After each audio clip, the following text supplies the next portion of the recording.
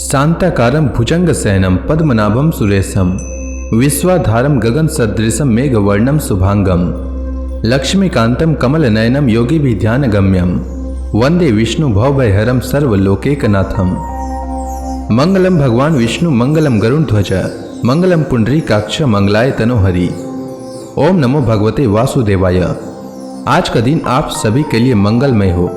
आज मैं कार्तिक मास की कथा का 21वां अध्याय सुनाने वाला हूँ। शास्त्रों के अनुसार कार्तिक माह में प्रतिदिन स्नान करना चाहिए और भगवान विष्णु, माता लक्ष्मी एवं तुलसी माता की पूजा करनी चाहिए। साथ ही कार्तिक मास में भगवान विष्णु की कल्याणकारी कथा का पाठ अथवा श्रवण करना चाहिए। इससे जन्म जन्मांतर के पाप कर्मों का नाश होता है और घर में सुख समृद्धि का वास होता है। तो आइए श्रवण करते हैं कार्तिक मास की कथा का 21वां अध्याय। श्री पराशर जी आगे बोले, एक दिन बलराम और कृष्ण साथ साथ गौ चराते अति रमणीय ताल वन में आए।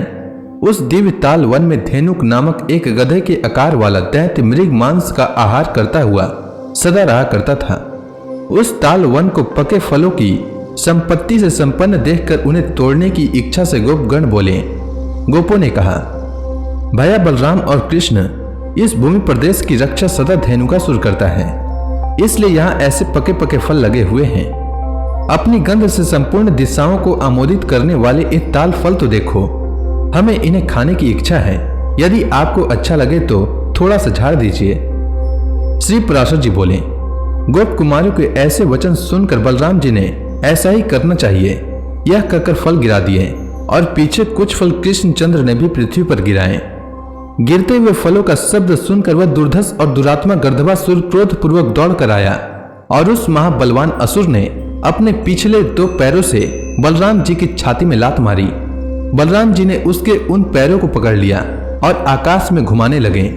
जब वह निर्जीव हो गया तो उसे अत्यंत वेग से उस ताल वृक्ष पर ही दे मारा। उस गधे ने गिरते गिरते उस ताल वृक्ष से बहुत से फल इस प्रकार गिरा दिए जैसे प्रचंड वायु बादलों को गिरा दे। उसके सजातीय अन्य गर्दभासुरों के आने पर भी कृष्ण और बलराम ने उन्हें अनायास ही ताल वृक्षों पर पटक दिया। हे मैत्रेय, इस प्रकार एक क्षण में ही पके हुए ताल फलों और गर्दभासुरों के देहों से विभूषिता होकर पृथ्वी अत्यंत सुशोभित होने लगी। हे द्विज, तब से उस ताल वन में गौवें निर्विघ्न होकर सुखपूर्वक नवीन तृण चरने लगी, जो उन्हें पहले कभी चरने को नसीब नहीं हुआ करता था। श्री पराशर जी आगे बोले, अपने अनुचरों सहित उस गर्दभासुर के मारे जाने पर वह सुरम्य ताल वन गोप और गोपियों के लिए सुखदायक हो गया। तदंतर धेनुकासुर को मारकर वे दोनों वासुदेव पुत्र प्रसन्न मन से भांडीर नामक वट वृक्ष के पास आए। कंधे पर गौ बांधने की रस्सी डाले और वन माला से विभूषित हुए वे दोनों महात्मा बालक सिंहनाद करते गाते वृक्षों पर चढ़ते, दूर तक गौवें चराते तथा उनका नाम ले लेकर पुकारते हुए नए सिंहों वाले बछड़ों के समान सुशोभित हो रहे थे।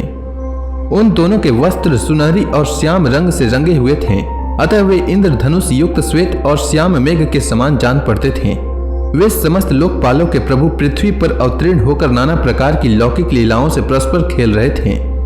मनुष्य धर्म में तत्पर रहकर मनुष्यता सम्मान करते हुए वे मनुष्य जाति के गुणों की क्रीड़ाएं करते हुए वन में विचर रहे थे। वे दोनों महाबली बालक कभी झूलों में झूलकर, कभी परस्पर मल युद्ध कर और कभी पत्थर फेंक कर नाना प्रकार से व्यायाम कर रहे थे। इसी समय उन दोनों खेलते हुए बालकों को उठा ले जाने की इच्छा से प्रलंब नामक दैत्य गोप वेश में अपने को छिपाकर वहां आया। दानव श्रेष्ठ प्रलंब मनुष्य न होने पर भी मनुष्य रूप धारण कर निशंक भाव से उन बालकों के बीच में घुस गया। उन दोनों की असावधानता का अवसर देखने वाले उस दैत्य ने कृष्ण को तो सर्वथा अजय समझा, अतः उसने बलराम जी को मारने का निश्चय किया।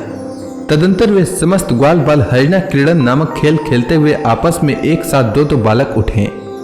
तब श्रीदामा के साथ कृष्णचंद्र, प्रलंब के साथ बलराम और इसी प्रकार अन्य नए गोपों के साथ और ग्वाल बाल उछलते हुए चलने लगे।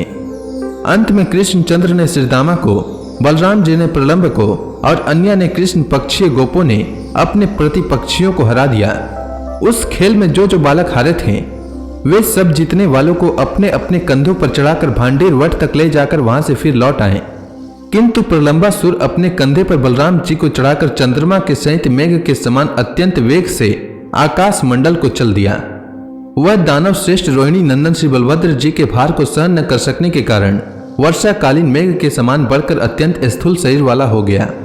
तब माला और आभूषण धारण किए, सिर पर मुकुट पहने, गाड़ी के पहियों के समान भयानक नेत्रों वाले, अपने पाद प्रहार से पृथ्वी को कंपायमान करते हुए तथा दग्ध पर्वत के समान आकार वाले उस दैत्य को देखकर उस निर्भय राक्षस के द्वारा ले जाए जाते हुए बलभद्र जी ने कृष्णचंद्र से कहा, भैया कृष्ण देखो, छद्म पूर्वक गोप वेश धारण करने वाला कोई पर्वत के समान महाकाय दैत्य मुझे हरे लिए जाता है।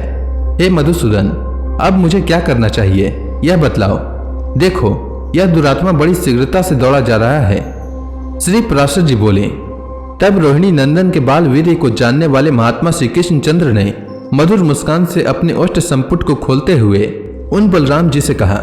श्री कृष्णचंद्र बोले, हे सर्वात्मन, आप अपने उस स्वरूप का स्मरण कीजिए जो समस्त संसार का कारण तथा कारण का भी पूर्ववर्ती है और प्रलय काल में भी स्थित रहने वाला है। क्या आपको मालूम नहीं कि आप और मैं दोनों ही इस संसार के एकमात्र कारण हैं और पृथ्वी का भार उतारने के लिए ही मृत्यु लोक में आए हुए हैं। हे अनंत, आकाश आपका सिर है, मेघ केश है, पृथ्वी चरण है, अग्नि मुख है, चंद्रमा मन है, वायु श्वास प्रवास है और चारों दिशाएं बाहु है। हे भगवान, आप महाकाय हैं, आपके सहस्त्र मुख हैं तथा सहस्त्रों हाथ पांव आदि शरीर के भेद हैं। आप सहस्त्रों ब्रह्माओं के आदि कारण हैं। मुनिजन आपका सहस्त्रों प्रकार वर्णन करते हैं। आपके दिव्य रूप को आपके अतिरिक्त और कोई नहीं जानता, अतः समस्त देवगण आपके अवतार रूप की ही उपासना करते हैं। क्या आपको विदित नहीं है कि अंत में यह संपूर्ण विश्व आप ही में लीन हो जाता है। हे अनंत मूर्ते, आप ही से धारण की हुई यह पृथ्वी संपूर्ण चराचर विश्व को धारण करती है। हे अजा, निमेष आदि काल स्वरूप आप ही कृत योग आदि भेदों से इस जगत का ग्रास करते हैं। जिस प्रकार बड़वा नल से पिया हुआ जल वायु द्वारा हिमालय तक पहुंचाए जाने पर हिम का रूप धारण कर लेता है और फिर सूर्य किरणों का संयोग होने से जल रूप हो जाता है, उसी प्रकार है इस यह समस्त जगत आप ही के द्वारा विनष्ट होकर आपके ही अधीन रहता है और फिर प्रत्येक कल्प में आपके सृष्टि रचना में प्रवृत्त होने पर यह स्थूल जगत रूप हो जाता है। हे विश्वात्मन, आप और मैं दोनों ही इस जगत के एकमात्र कारण हैं। संसार के हित के लिए हमने भिन्न भिन्न रूप धारण किए हैं। अतः हे अम्यात्मन, आप अपने स्वरूप को स्मरण कीजिए और मनुष्य भाव का ही अवलंबन कर इस दैत्य को मारकर बंधु जनों का हित साधन कीजिए। श्री पराशर जी आगे बोले, हे विप्र, महात्मा कृष्णचंद्र द्वारा इस प्रकार स्मरण कराए जाने पर महाबलवान बलराम जी हंसते हुए प्रलंबासुर को पीड़ित करने लगे। उन्होंने क्रोध से नेत्र लाल करके उसके मस्तक पर एक घूंसा मारा, जिसके चोट से उस दैत्य के दोनों नेत्र बाहर निकल आए। तदंतर वह दैत्य श्रेष्ठ मस्तिष्क फट जाने पर मुख से रक्त वमन करता हुआ पृथ्वी पर गिर पड़ा और मर गया। अद्भुत कर्मा बलराम जी द्वारा प्रलंबासुर को मरा हुआ देखकर गोपगण प्रसन्न होकर साधु साधु कहते हुए उनकी प्रशंसा करने लगे। प्रलंबासुर के मारे जाने पर बलराम जी गोपों द्वारा प्रशंसित होते हुए कृष्णचंद्र के साथ गोकुल में लौट आए। तो इसी के साथ कार्तिक मास की कथा का 21वां अध्याय समाप्त हुआ। अब आगे की कथा मैं कल लेकर आता हूँ। तब तक के लिए भगवान हरि का नाम लेते रहें। तो प्रेम से बोलिए भगवान विष्णु की जय, श्री कृष्ण भगवान की जय, लक्ष्मी माता की जय, तुलसी माता की जय, समस्त देवी देवताओं की जय।